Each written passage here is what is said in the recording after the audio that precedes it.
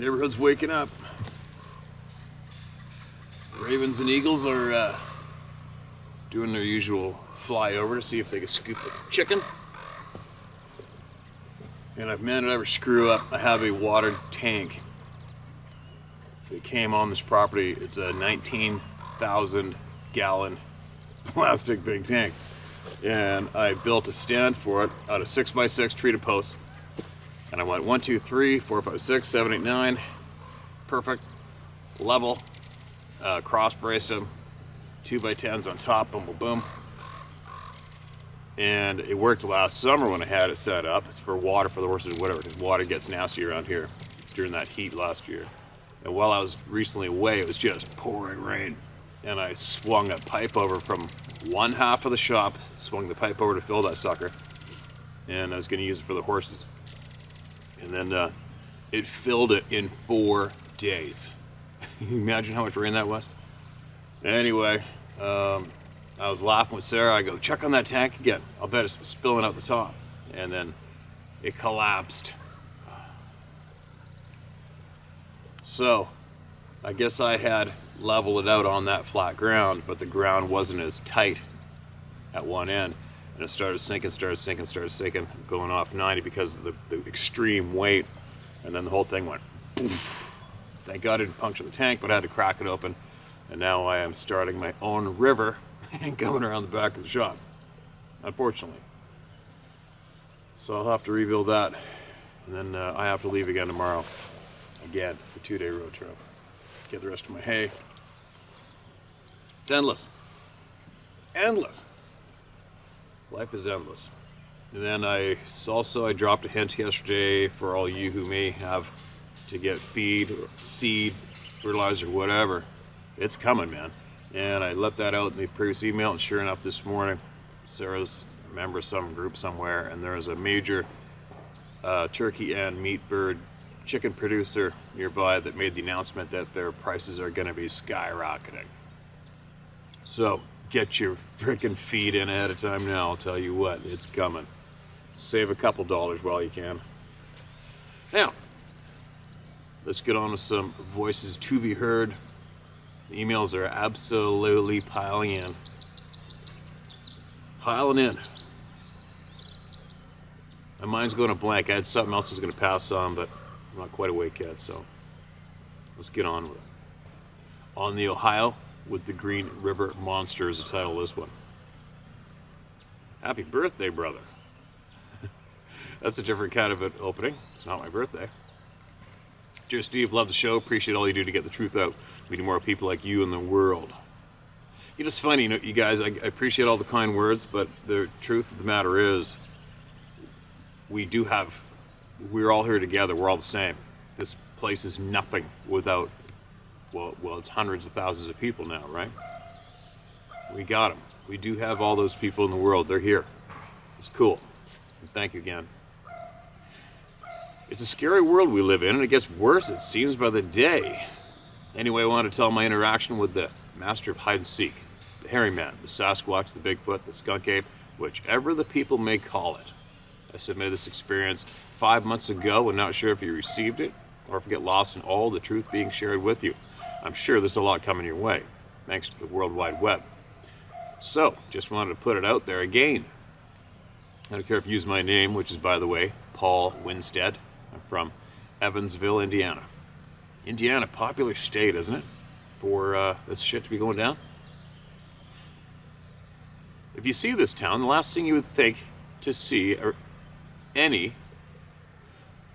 you see this town, the last thing you think to see anywhere around here is Bigfoot.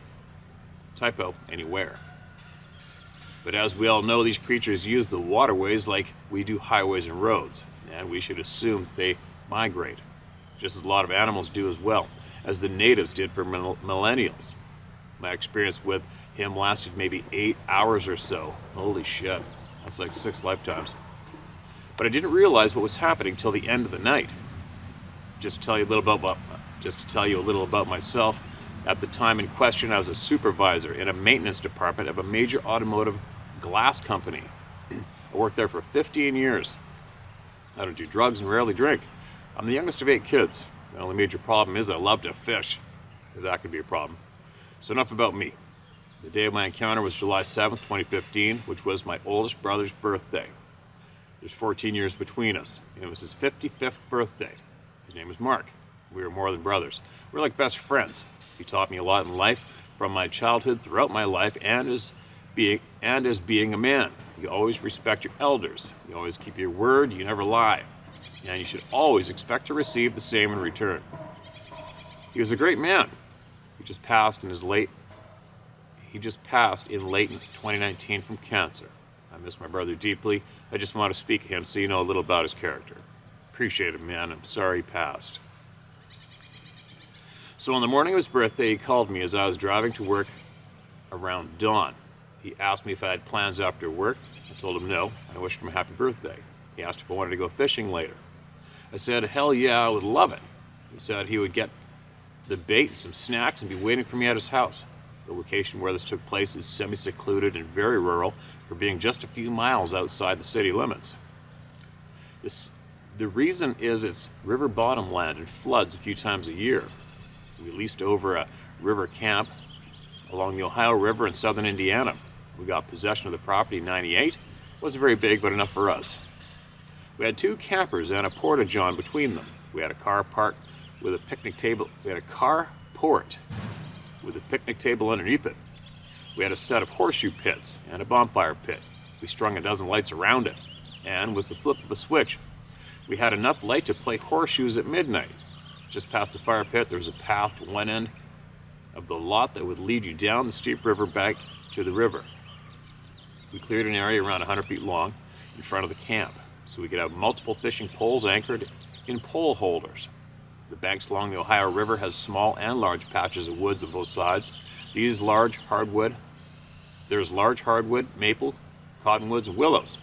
Away from that are large corn and or bean fields, depending on the year. The area we were at has a few dozen camps along a gravel road called Nugent Drive. It runs along the river's edge. We could look across the Ohio and see up the mouth of the Green River directly across from us on the Kentucky side of the river. I picked my brother up and bait and his cooler and gear around 4:30 in the afternoon. From there to camp was 20 minutes drive. Our camp is about 2 miles away from the Highway 41, which runs north to south. After you leave the highway, it's a 2-lane blacktop road surrounded by cornfields. Then turns into gravel road. We got there around 5 p.m. and parked the truck on the edge of the lot just at the start of the trail going down the bank. We unloaded our cooler and left it out of the carport on the table and got settled and took our gear down the bank. We built a small fire to keep the bugs down, and we had bait in the water around 5:30 p.m. When we got down the bank, we could hear the fish splashing just up the river. Within minutes of the first cast, we were landing catfish. Mark didn't want to keep anything for himself, but we put them on a stringer anyway. He had a friend that would keep and clean anything we would catch. The old man appreciated them. We knew he didn't have a lot of money, and Mark got a kick out of shooting the shit with the old guy. Around 8 p.m., the sun started to set, and as it went down, the fishing slowed down. But every few minutes, you could hear a splash just up the river from us. It seemed odd the way the fish kept splashing in the same location. I said something to my brother about it, and he replied, "It's probably a school of shad or skipjacks." We couldn't see up the bank along the water's edge except for the area along the front of the lot.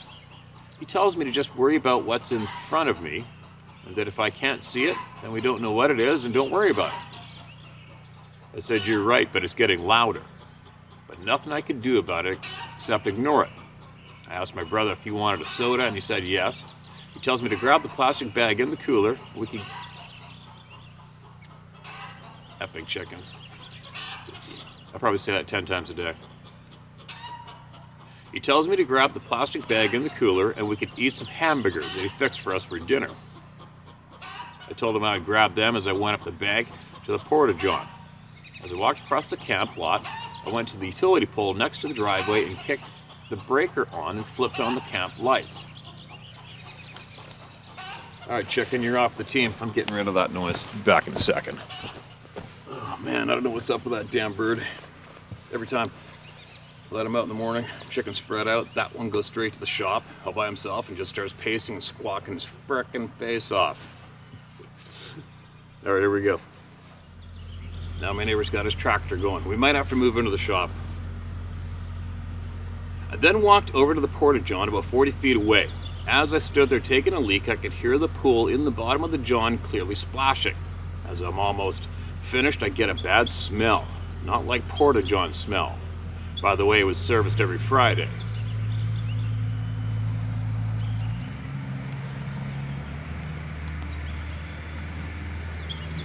Alright, we're going in the shop. Alright. Change up the camera too, there'll be less of an echo off of it. That Sony camera's microphone is so sensitive, it's ridiculous. My neighbor's tractor sounded like a frickin' Sherman tank to me while I'm trying to read these emails. Get to the bottom of all the shit show. I then walked over to the porta-john about 40 feet away. As I stood there taking a leak, I could hear the pool in the bottom of the john clearly splashing. As I'm almost finished, I get a bad smell, not like a porta-john smell. By the way, it was serviced every Friday. That was not what I was smelling. This was a really strong, musky stench, and it was coming from the outside of the porta-john.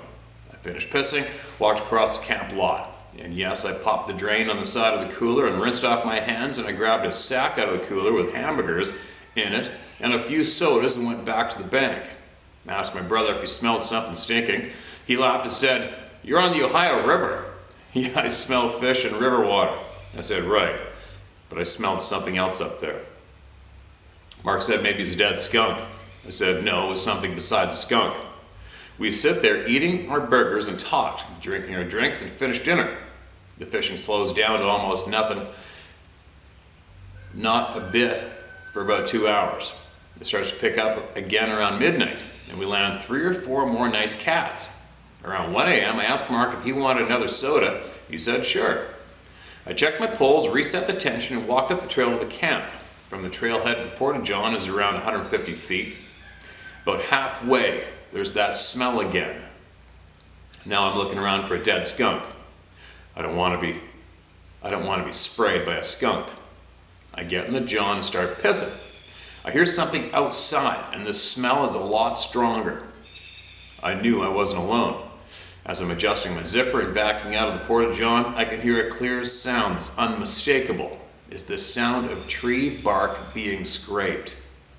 Once, then twice. As I clear the door and it shuts, I turn to look for that sound. What's causing that sound? It's a loud, deep scraping sound. A third time. As I look over the porta-john, there's a large cottonwood tree behind it, and there's a light above the john with a 100-watt bulb. As I look for the sound, I see it. A large black hand with long black shiny fingernails. Take note, he said fingernails, not claws, all right? And no, I haven't read this yet at all. And it's attached to an arm covered in black fur, twice the size of my arm. I watch in amazement as it scraped it a 4th time, popping chunks of bark off as it does this. I look to see the arm is about 6 feet long and massive. Holy shit, I'm gonna read that again. I look to see this arm is about 6 feet long and massive. I look to see a face, and it's not human. It's got blackish gray skin, mostly covered in short, thick hair, except across the nose and around its eyes. And the head was massive, twice the size of a man or bigger, and it had no neck. I could not see below its chest because of the porta-john. By the way, a porta-john is around 7.5 to 8 feet tall. The creature that I was staring at was every bit of 11 feet tall, if not taller. The weight of the porta-john was arranged between 2 pull-behind campers with the john between them, about a foot apart, backed up butt to butt. As I'm standing there, a cold chill ran down my spine. Do you think? I began to hear a low, deep growl. I didn't care. When we locked eyes, it scared the shit out of me. The camp light made its eyes glow a bright yellowish orange. That scared the shit out of me, and and it knew it. It squinted its eyes and curled its lips on one side and showed its teeth on the other side of its mouth. If looks could kill, I would have been dead. I instantly felt like I was in extreme danger. All the hair on my body stood up. I turned and started walking across the camp lot, telling myself, don't run, don't run, don't run. As I'm walking faster and faster, fear is running through me. There's an apex predator behind me. My heart was pounding out of my chest, but I didn't run. I got to the trail and went down. I got to the bottom, probably the fastest I've ever done, and got to my brother, who was sitting on an old log. As I got to him, he asked me for his soda. I said I didn't get it, but you're not going to believe what I just saw. He stands up, looking at me, and says, "What?" At the same time, we hear a scream, a loud scream. You could hear this thing taking in air just before it started. It was so loud, you could feel it in your chest. It couldn't have been no more than 50 feet up the bank from us. As the screaming goes on, it turns into a howl, a high-pitched howl, then lowers, and back to high, then low, then high, then low, and it stops. As this is happening, my brother is staring at me, then looking up the bank.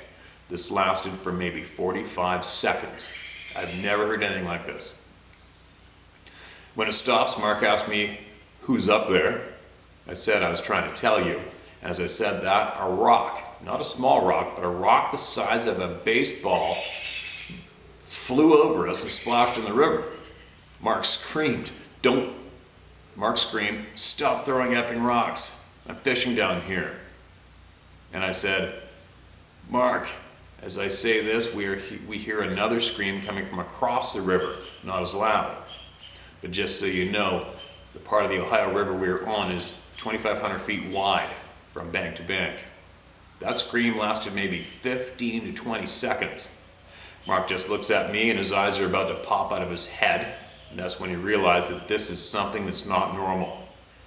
As I'm telling him I seen something up there just a few minutes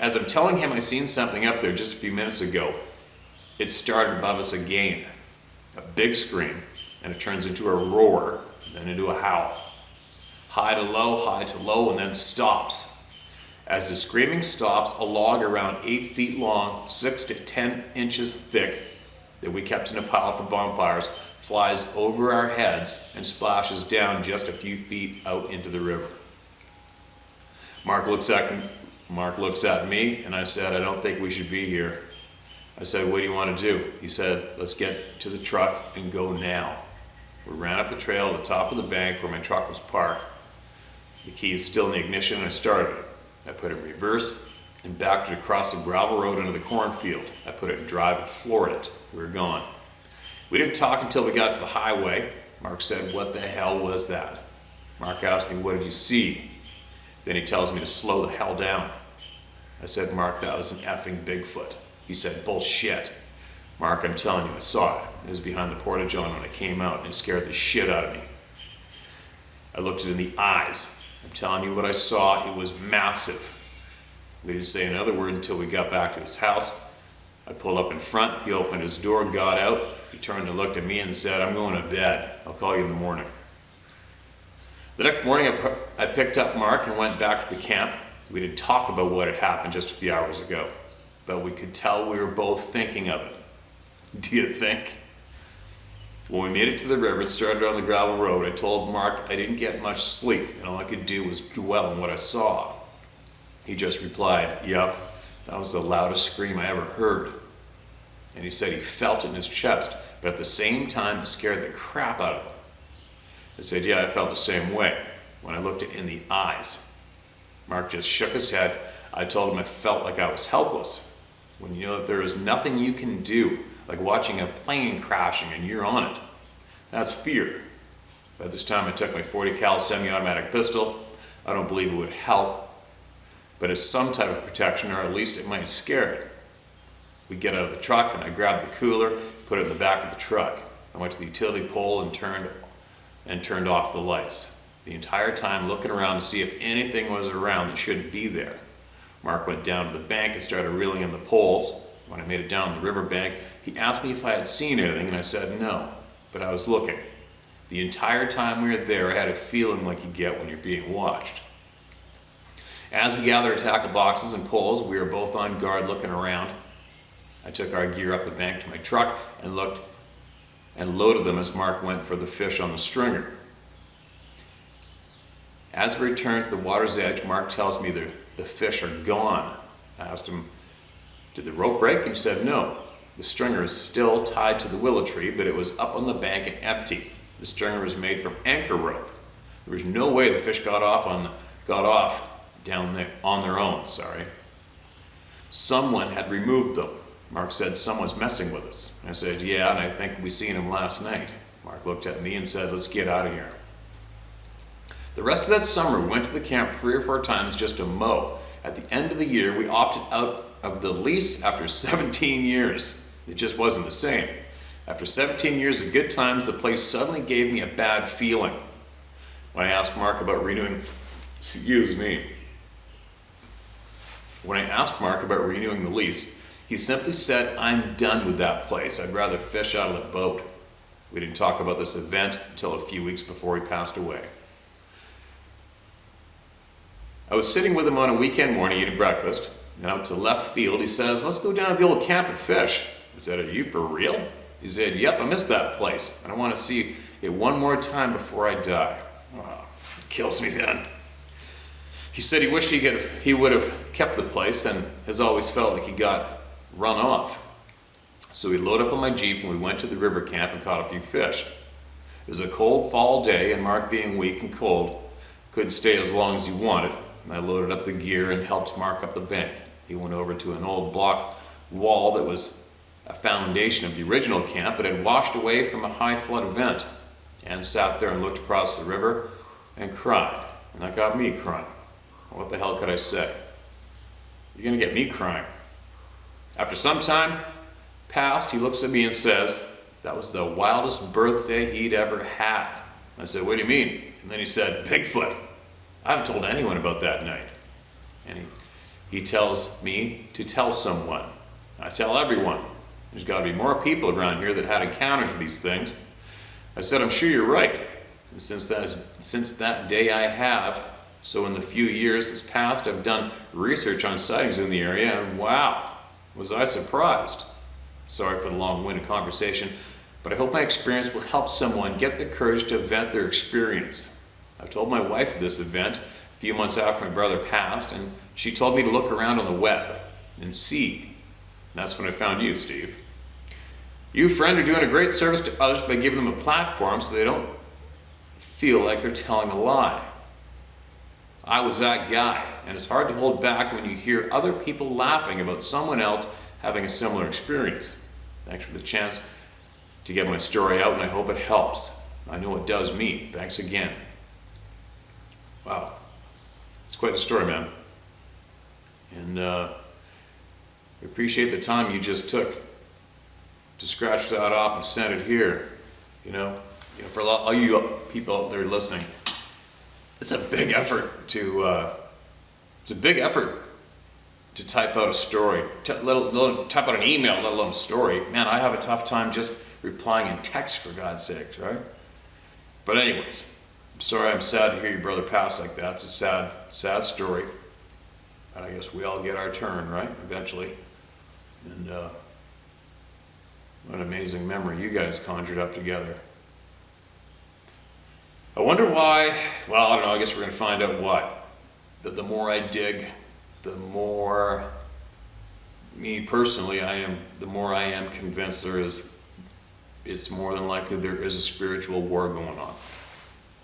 Now, I can't recite the words word for word from the Bible, which tells me, but so many people have emailed in, you know, when the beast will come and kill the man eventually, however it goes. Sorry, I'll look it up and I'll read it clearly later on, but I don't know, man. I mean, a lot of these beings that people are seeing, they look at us like they want to end your freaking life and tear your face off, right? That statement is so common, and the more you daydream about it and try to make sense of it and take note of it, the more alarming that can be. Because I think I mentioned this like over a year ago, when in my previous community I was living in, and there's one of these big sons of bitches right near the house, and he blatantly walked across the road in front of a handful of First Nations people right in broad daylight with a frickin' salmon in his hands. And you think about it, just where I'm living there in the small community, if one of these beings, like I said earlier, one of these beings decided to, you flick that switch, they could clean out a small community in such little time. And there's not too much you could do about it. You know, if you're sound asleep and the neighbor's rural house just got a hole punched through the wall and everybody got their heads popped like pimples in less than 2 minutes, not too many people are going to be phoning around the community giving you heads up of what's ripping around the fields coming straight towards your place. So you got time to go dig out your guns and find your ammo and load them up and hopefully be accurate enough to kill one of these damn things. And I'm saying that's just possibly just a fantasy story, okay, you guys? But it's something that unfortunately you have to look at both sides of the coin. You know, a lot of people say these are calm, kind beings who want to be left alone, but they help us and they want to warn us. They warn us they're the caretakers of the forest. Well, why do we have these 10 to 11 foot tall, menacing looking things looking at innocent people? Innocent, kind human beings minding their own business. And these things are staring them down, looking at them like they want to kill them dead, right? You can't deny it. That's what they're doing. Not all of them. There's enough of them that do that, which makes me, who I like to look ahead and be prepared for various scenarios. I'd be like, all right, so we've got this 10, 11 foot tall thing running around the woods who outclass us about 5,000%, and he's got a hatred towards me, although I haven't done shit to him. How am I going to know if this thing snaps one day and decides to go clean up a bunch of human beings? How am I going to know? How are you going to know? What are you going to do? You know? It is a shit-eating scenario to talk about and bring up, but it's real. Potentially. Right? It's potentially real. You got a neighbor down the road you never met before in your life, and he keeps scowling at you. He gives you evil, dirty, filthy looks every time you drive by his property. You're going to remember that, and you're going to take note of that, and you're going to want to keep an eye on that freak show, right? In case he decides to come and stalk your property and inflict some kind of whatever he wants to inflict on your ass. But anyway, yeah, it's a crazy topic, right? Thanks again for sending that email. I'm glad it helped you. I'm sure it's going to help other people in Indiana, Ohio, Illinois. There's so many sightings in those areas. So many. It's like British Columbia, right? Okay, what do we got here? Babel. Hello, Steve. Please withhold my name. I'm from a very small but popular area. This happened in the North Fork of Long Island, New York, in the town of Riverhead, in a section of woods that is between the Long Island Sound and the Route 25 main road. The year was either 2005 or 2006. I walked to my stand in the dark early morning. I clipped myself in and started to nod off. Walking to this particular stand has and still does creep me out. The road and civilization is never far here on the island. I could even hear the occasional car driving by. As I was saying, I started to nod off when I was awakened by someone running under my stand. It was loud, man, and I could feel it in the ass of the tree stand. The footfall was so loud. When I tell this story, I say it was comparable to the sound and weight of a horse running. This is definitely no horse, though I could tell it was definitely running on 2 feet. This is my honey hole, and always saw dozens of whitetails grazing when the sun came up. Being successful is just a matter of having a nice buck get close enough. That morning there were no deer to be seen. I know this incident wasn't a very climactic story. That was it, and it's mine. Make of it what you will. I still don't know what it was. Thank you for your time, Steve. You have a rad life, man, respectfully. Okay, listen, man. You've heard me say it before if you've been following this channel. If you have experienced something and all of a sudden you're still compelled to seek out a place similar to this or this particular place right here, us, and then go out of your way to find the email and email your experience in, you already know what it was. You're just looking for some kind of confirmation, validation, right? You know what it was. And I can't explain why. You know, you'll hear a lot of people say, you know, we hunted our family property for 3 generations. We never seen anything like that. But then all of a sudden you hear the same story and they say, and all of a sudden we've seen this thing standing there. And I've been hunting there forever, never seen or heard anything like it before in my life, and there it is. So as I try to piece my puzzle together, that's one of the key mysteries for me. That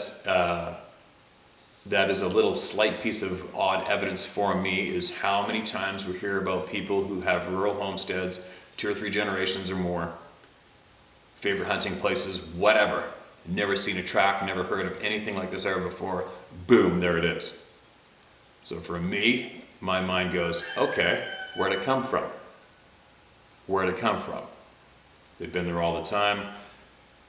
And another thing too is a lot of these times you get these beings looking at people and they're looking at human beings with wide eyes like, holy shit, what is that? Like they've never seen a human before.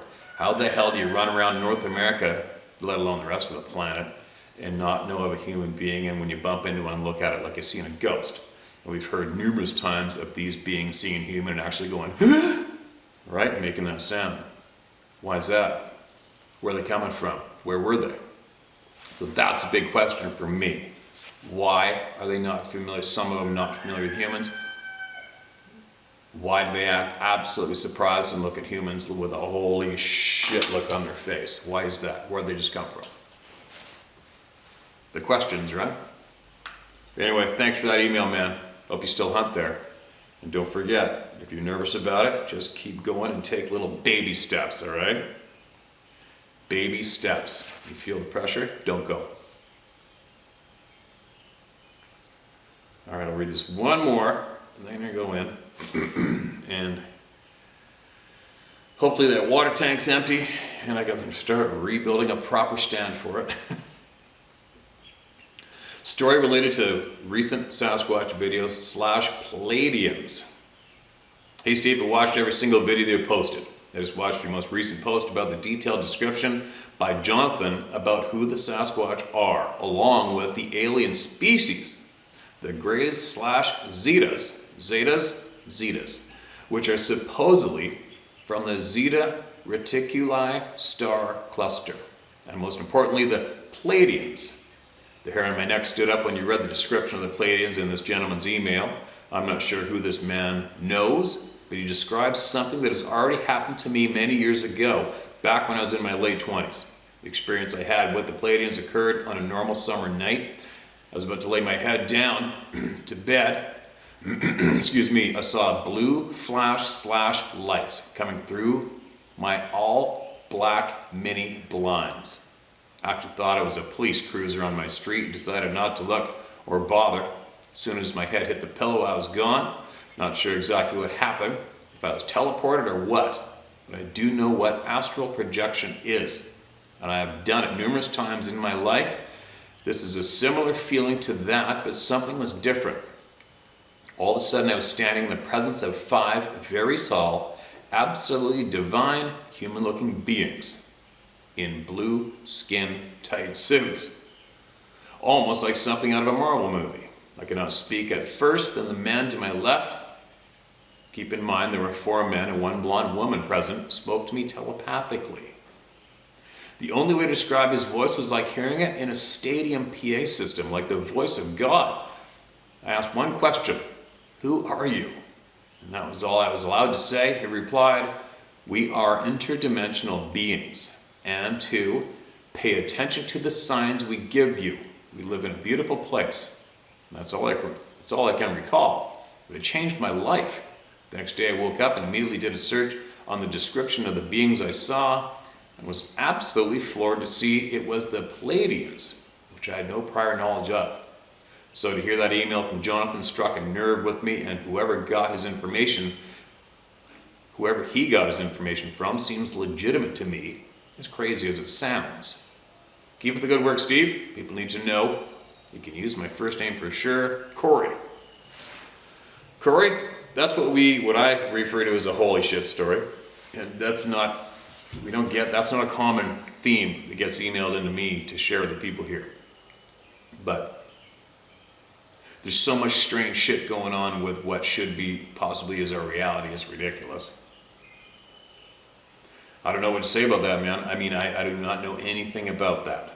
Those topics, those names. I've heard them, the Zetas, I've heard that a few times, and there's another name that goes along with another group of individuals that people claim that are the Sasquatch people.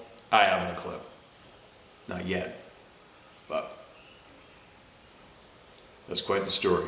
I wonder how many people will be able to relate to what you just emailed in, and they're possibly too freaked out or too insecure, scared to share it. Maybe possibly they'll comment in the comment section below this video and add to what you just shared, possibly. And we'll see just how common that is, right? But anyway, I am gonna get moving.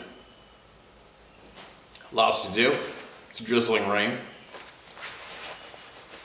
I think my man-made river's probably run out by now. And I'm gonna come back and I'm gonna share more as soon as I can. I'll be back shortly.